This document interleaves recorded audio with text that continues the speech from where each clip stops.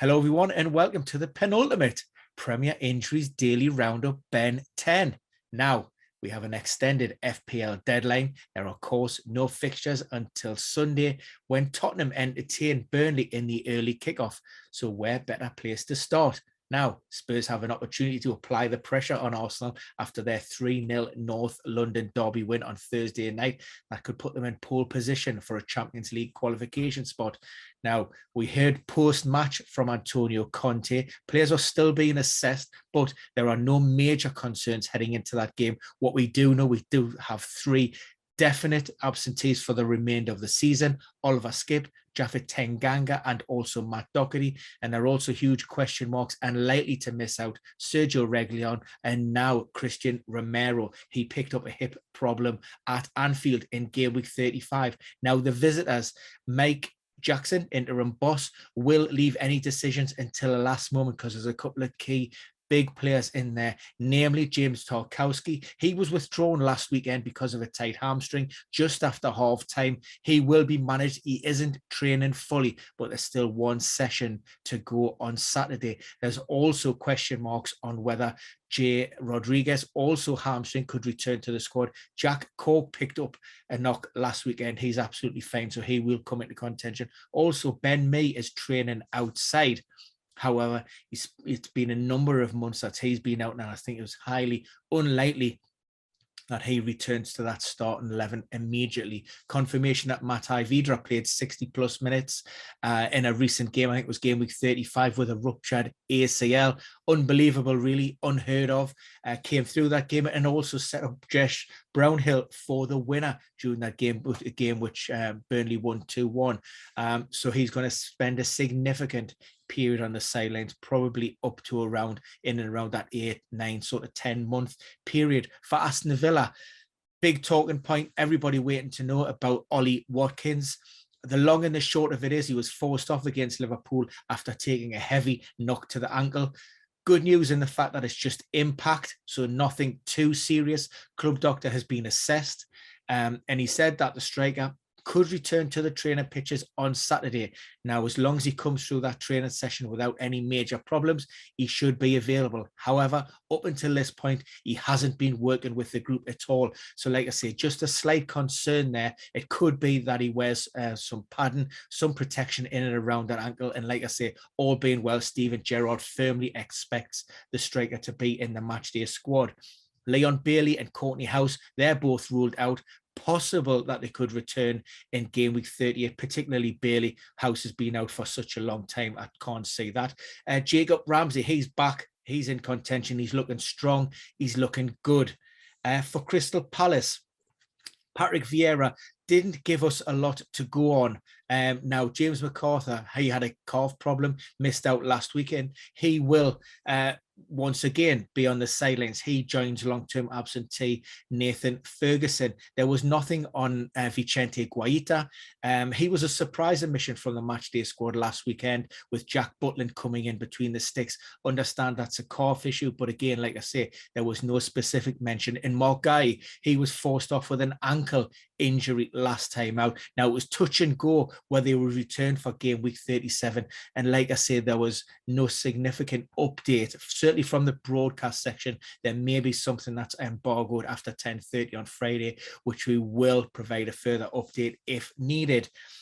For Leeds, Jack Harrison took a heavy knock midweek. That was scanned, got the all clear. Jess March referred to it as a heavy contusion. Now, again, he's another one that should train with the group on Saturday. And if he comes through that session, then he will be included in the matchday squad, which is a big bonus with Luke Ayling and both Dan James now serving bans and will not feature in any of the games and running. Patrick Bamford, Jess March didn't go as far as to rule out the striker. We know that he ruptured his plantar fasciitis. It was always touch and go whether he could return this season, and it remains to be the case. So like I say, no guarantees. Jess Marsh said he's leaving it in the hands of the player for him to declare himself fit and available. What we can read between the lines on that is, like I say, he won't be completely match fit, especially given the amount of games and minutes that he's missed this season. So a place on the bench at best, I would suggest. Next up, Watford.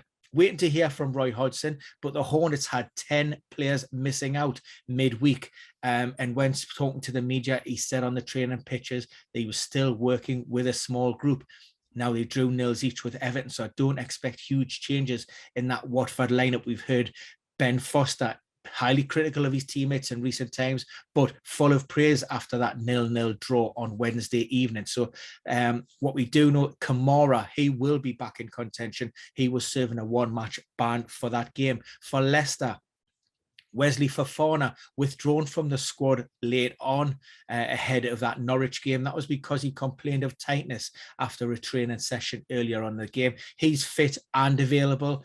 And also Danny Ward back in the squad. There was a slight niggling issue there, so backup keeper is fit and available. Otherwise, it's pretty much as you were. Wilfred Ndidi is a long-term absentee, along with Ryan Bertrand. West Ham United, Mikel Antonio and also Craig Dawson, hip and calf respectively. They took knocks last time out, were forced off. David Moyes confirms that both players have trained, and there's a fairly good chance. I'd be very surprised if neither of those players made the match day squad. However, Said Berrahama, ankle problem. Now that looked fairly serious at the time he left the London Stadium on crutches and with his foot in a protective cast. However, further tests since confirmed that the ankle injury isn't as severe as first thought. Now, he is out on the training pitches as of Friday, working individually, a light session. If he can join in with the group on Saturday, then he may come under consideration. However, my own thought is that he'll probably miss out with that one. For Manchester City, Pep, particularly coy with regards to his team news. He still says that there's still a couple of days to go in terms of treatment and training for the players, and any decisions with regards to that starting 11 won't be made until match day. But what we do know, John Stones, Kyle Walker and Ruben Dias, they're finished. They're done for the season. They've all picked up injuries. Fernandinho picked up a muscle problem midweek. Pep said then it's highly unlikely, or certainly he's a major doubt for the game on Sunday. But most people seem to be talking about Aymeric Laporte. That was a heavy knock. I think it was Raul Jimenez on the knee. Tried to continue, couldn't. Like I say, he hasn't been ruled out categorically at this point, but it looks highly unlikely that he could recover. Now, again, we did see Nathan Ake come on midweek. He's been managing an ankle problem. He could be thrown in to that starting 11, and maybe if Laporte does miss out, then Pep may be forced into a slight reshuffle with maybe João Cancelo and Zinchenko maybe coming into a back three. Like I say, that centre-back spot, we have several players missing. For Wolves, Bruno Lage, he said that there's no change in the treatment room. We know that long-term absentees, Max Kilman, Nelson Semedo, who's just had hamstring surgery, are definitely out. Daniel Pedence only taking part in aspects of training and restricted training. But it was a surprise to see Roman Sias out of the matchday squad again. So again, that's an indication that he could possibly miss out. And they face the Canaries. They should have the same squad as midweek against Leicester when they lost 3-0.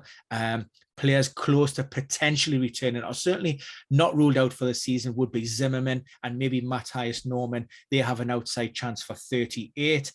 For Everton, big talking point, Fabian Delph, who's been great since his introduction to the side after recovering from a long-term injury. Well, he suffered another setback. That's muscle. Probably going to be game week 38 at best, which we hope would be for Yerry Mina.